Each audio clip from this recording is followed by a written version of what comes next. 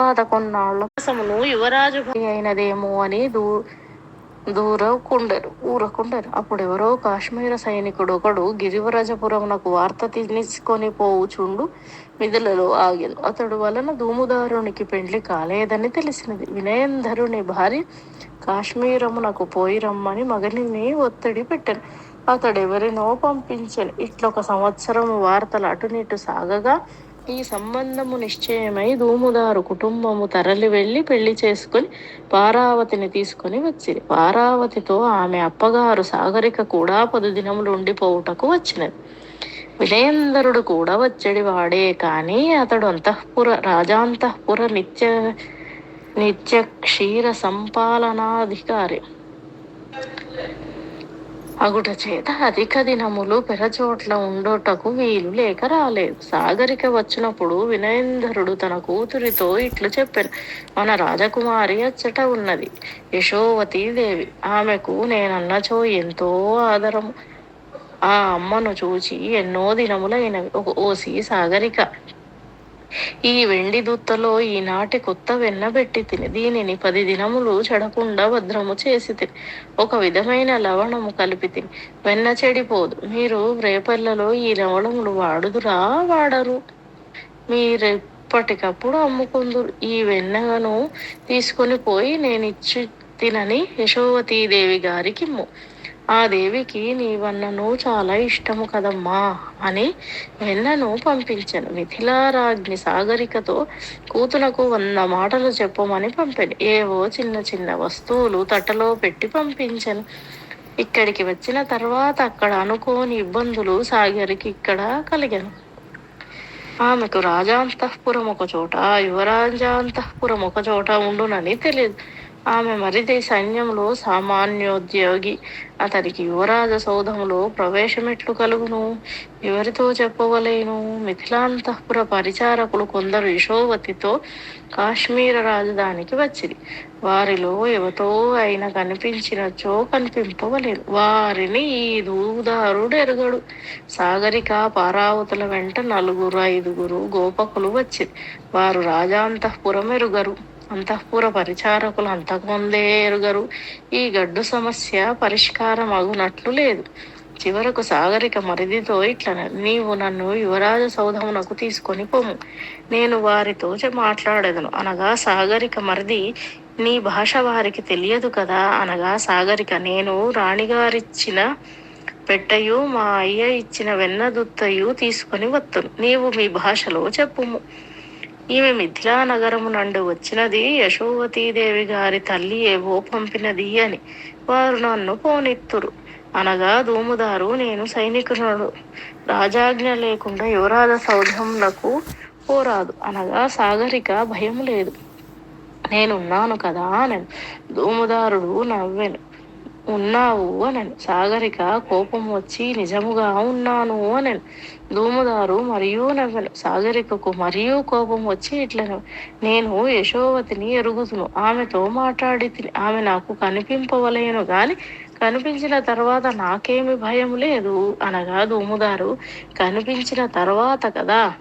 అనగా సాగరిక, కనిపించి తీరును, నాకు తెలియను, అందుకనియే నేనున్నానని అంటిని అని గద్దిరించెను. ధూముదారు, కొత్త పెండ్లము మోజులో వదిన గారిని ఎట్లు కాదనగలడు? ఏదైనా అది అగునని ఆమెను యువరాజ సౌధమునకు తీసుకొని పోయెను.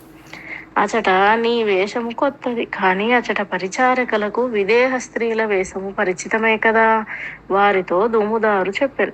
వారు పోయి యశోవతితో చెప్పారు. ఆమె సాగరికను పిలిపించారు. ఈమె తండ్రియు రాణియు ఇచ్చిన వస్తువులను అప్పగించెను. ఇంతలో ఒక పెద్ద సమస్య ఉదయించెను. ఆమె ఒక గోష్ఠాధిపతి కూతురు మాత్రమే, కులము చేత గోపస్త్రీ. యశోవతి రాజదుహిత అగుట చేత నేడు యువరాజ్ఞి. ఆమె పాదములు స్పృశించకుండా నెవ్వరునూ ఆమె సన్నిధిలో నివసించరాదు. ఈ ఆచారము యశోవతికి తెలియను. కాని సాగరిక కనిపించినంతనే యశోవతికి ఈ ఆచారము ప్రణామము లేచి వచ్చి ఈ సంగతి మర్చిపోకపోయినను సాగరిక తన పాదములు స్పృశింపవలనని యశోవతికి ఉండదు. సాగరిక మిథులారాజ్ఞి ఇచ్చిన పెట్టె ఇచ్చినది, తండ్రి ఇచ్చిన వెన్నదుత్త ఇచ్చినది. యశోవతి బ్రహ్మానంద భరితురాలైనది. కాని కాశ్మీర పరిచారికలలో గుసగుసలు సాగినవి. ఆ గుసగుసలు నెమ్మదిగా యశోవతి చెవికి చేరినవి. వాటిలో ఇంకొక సద్దు బయలుదేరినది. సాగరిక మరిది రాజానుమతి లేకుండా యువరాజ సౌధములు చేరినందునకు మొగసాలయందు వానిని బంధించిరి. రాజాంతఃపురములందు రక్షక భట స్త్రీలు కార్యనిర్వహణములు చేయుచు ఉందురు. అంతఃపురములందు సైనికులకు ప్రవేశం ఉండదు. అందుచేత వారు సైనికుల కార్యములను నిర్వర్తింతురు. వారు జన్మచేత స్త్రీలే కాని జీవిత పద్ధతుల చేత కారు. వారు పెండ్లు చేసుకొనరు. దీర్ఘ బలిష్ఠులైన శరీరములతో దృఢకాయులై కత్తిసాము మొదలైనవి నేర్చి సైనిక వేషముల తోడనే అంతఃపురములలో తిరుగుచుందురు. వీరే ప్రతీహారిణులు. ప్రతీహారం అనగా ద్వారము. ఆ ద్వారమును రక్షించువాడు ప్రతీహారి. స్త్రీ అయినచో ప్రతీహారిణి. ఆమె ఆజ్ఞ లేకుండా లోనికి ఎవ్వరునూ పోకూడదు. ఒక విప్లవ కాలమునందు కాని మరి ఇతరమైన కష్టమైన సమయమునందు కాని సైనికులు విప్లవ సైనికులైనను పరరాజ్య సైనికులైనను అంతఃపురంలోనికి పోవుట సాధ్యము కాదు. పురుషులను ఎదుర్కొన్నట్లే వారిని ఎదుర్కొనవలేను. వారిలో చాలా మంది పరాక్రమవంతులు, ధైర్యవంతులు, ప్రాణములొడ్డి అంతఃపురమును రక్షింతురు. అట్టి వారు దామోదరుని అంతఃపురమును రక్షించు వారిలో కొందరు కలరు. ఈ రాజద్రోహము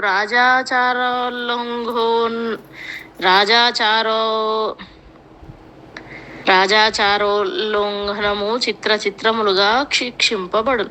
ఒక పరిచారికయో ఒక పరిచారకుడో ఒక పరదేశీ స్త్రీయో వచ్చి అంతఃపురాచారమును ఉల్లంఘనము చేయును. ఈ రక్షక స్త్రీలు రాణికి తెలియకుండా యువరాణికి తెలియకుండా వారిని తీసుకొని పోయి బంధింతురు, శిక్షింతురు. ఒక్కొక్కప్పుడు వదిలిపెట్టుదురు, మరి ఒక్కొక్కప్పుడు వదిలిపెట్టుటయే సంభవించదు. కొందరు బంధింపబడినచో వారేమైరి అన్న ప్రశ్న కొన్నాళ్లకు దయించును. అప్పుడు అచ్చట ఉన్నారని తెలియుట సంభవించుడు. అప్పుడు వారిని వదిలిపెట్టెదరు. లేనిచో వారిని వదిలిపెట్టుట జరగదు. ఇంత సంపద్యంతమైన ఇంతదు అభిరామమైన ఇంతటి భోగభూమి అయినా ఇంతటి హృదయమర్ధమును కల చోటైన ఇంతటి సుకుమార భావ సన్నివేశచారులైన స్త్రీ పురుష సంబంధములు ఇట్టిది కలది అయి ఉన్న రాజాంతఃపురమునందు మరి ఒక వైపున ఎన్నియో ఘోరములు జరుగుచుండు. దూముదారచ్చట నిర్బంధింపబడెను. సాగరిక ఇచ్చట క్లిష్ట పరిస్థితిలో ఉండెను. యశోవతి వద్ద సెలవు తీసుకుని సాగరిక యువతలకి వచ్చినంతనే ఆమెను బంధించుటకు నిశ్చయము చేసిరి. కానీ ఈమె విదేహ రాజ్యము నుండి వచ్చినది. యశోవతి తల్లి పంపిన కానుకలు తెచ్చినది. ఈమెను గూర్చి తర్వాత వార్త తెలియలేదన్న విషయము బయలుదేరును. ఏమైనది? విదేహరాజు వార్తలు పంపును. ఇచ్చటి నుండి యశోవతి ఆరాలు తీయించును. ఈ అంతఃపురమున మహాధికారము యశోవతిది కాదు. ఇచ్చటున్న రక్షక భట స్త్రీలు యశోవతి ఆజ్ఞలోని వారు కారు, మహారాణి ఆజ్ఞలోని వారు. ఈ మహారాజ్ఞి కావచ్చును. గోనందునికి కుమారుని మీద ఉన్న ప్రేమ అపారము. ఇతనిని యువరాజును చేయు వరకును అతనిని ప్రాణములు నిలువలేదు. హఠాత్తుగా ఆయన వానప్రస్థము చేయునేమో. మరునాడే దామోదరుడు రాజై కూర్చుండును. యశోవతి పట్టపురాణి అగును. అదియూ కాక రాజదంపతులకు కోడలన్నచో భూమి ఆకాశములు పట్టనంత ప్రేమ. ఆమె చెప్పిన మాటలు మహారాజు గారు కాదనడు. ఈ పరిస్థితి ఒకటి. అయినను రక్షక భట స్త్రీలు సాగరికను బంధించి బెదిరించి వదిలిపెట్టుదామనుకున్నారు. అచ్చోటి అంతఃపుర పరిచారికలకు అచ్చోటి ఆచారములు, ధర్మశాస్త్రమును, అవి ఏ వేదములు, అవి ఏ ముక్తహేతువులు. మానవ ప్రకృతి ఇట్లుండు. ఈ జ్ఞానమే సర్వ సృష్టిలో పలు చోట్ల అనేక హేతువులగును.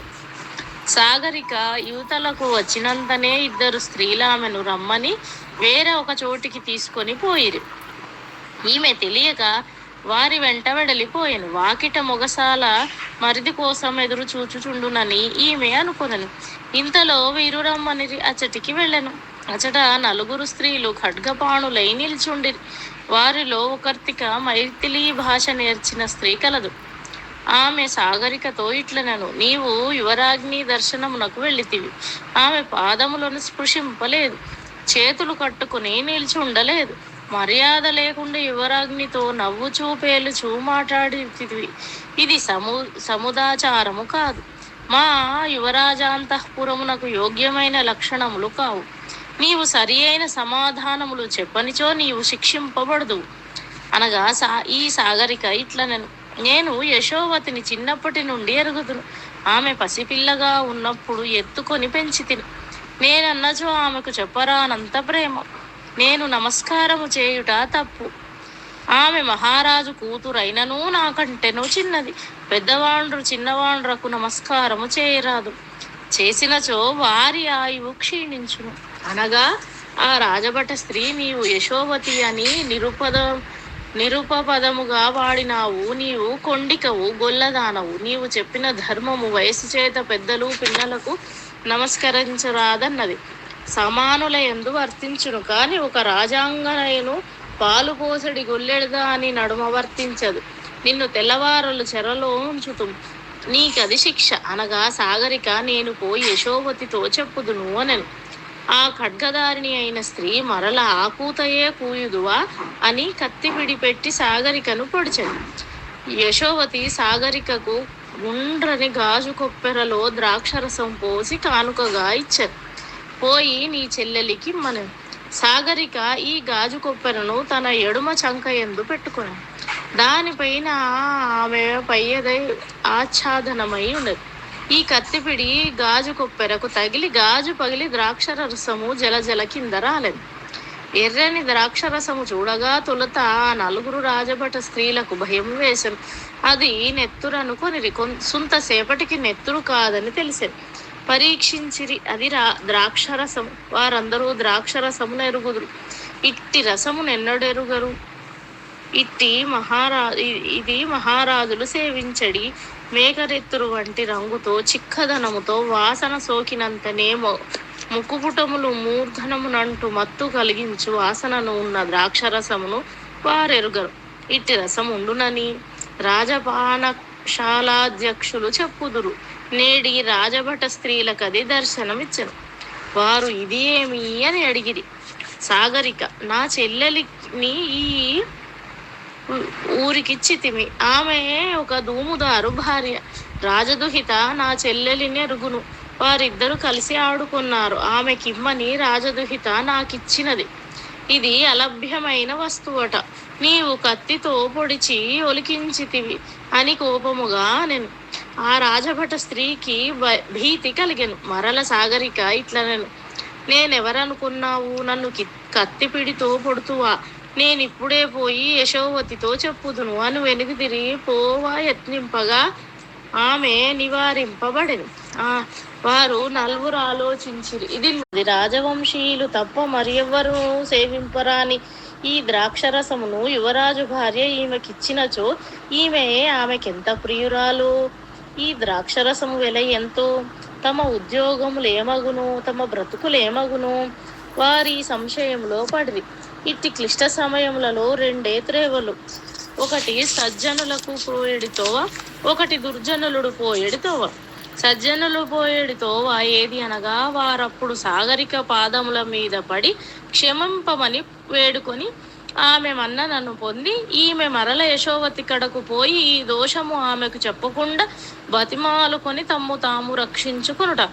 దుర్జనులు చేసడి పని ఏమనగా, ఆమెను చెరలో పెట్టి ఏదో చేసి ఆమెను లేకుండా చేసినచో తమ మీద దోషం మాసిపోవునని ఎంచుట. ఇది వట్టి దుర్జనుల త్రోవయే కాదు, అజ్ఞానుల త్రోవ సైతం. దుర్జనత్వమునకు అజ్ఞానత్వమునకు ఎక్కువ భేదము లేదు కదా. వారు ఆమెను వెంటనే బంధించి అంతఃపురము యొక్క మూల ఎచ్చటనో ఉన్న చెరసాలలో ఉంచి ఈ ద్రాక్షరసపు వాసన అంతఃపురమంతయు కొట్టుచున్నది. యశోవతి ఈ వాసనను పూర్వమెరుగదు. భర్తతోడి సంబంధము కలిగిన మొదటి రాత్రి కొంచెముగా సేవించినది. ఆమెకు సుంతతల తిరిగెను. తర్వాత క్రమముగా అధికముగా సేవించుట అలవాటయ్యను. ఆ వాసన గొంతులో, నాసాగ్రంథములలో, మూర్ధములో, చెవులలో పిక్కటిల్లి ఉండును. తేన్పు వచ్చినచో ఆ వాసన వేయును. శరీరమంతయు ఘుమఘుమలాడిపోవుచుండును. అది తావిన వారికే తెలియను గాని ఇతరులకు తెలియదు. ఈ తావి అంతఃపురమంతయు కొట్టుచుండగా దానిని అపహరించుట ఎట్లో తెలియక వారికి ఇబ్బంది పడుచుండగా యశోవతి 4 దిక్కులు తిరిగను. పరిచారికలను అడిగాను. సామాన్య పరిచారికలకు తెలియదు. వారెన్నడీ తావి నెరుగని వారు. రక్షకభట స్త్రీల దుండగములు వారికి తెలియవు. వారి దుండగములు తెలిసిన ఒకరిద్దరు పరిచారకులుండిరి. వారి ఇక్కట్లు 2-3 సార్లు అనుభవించిరి.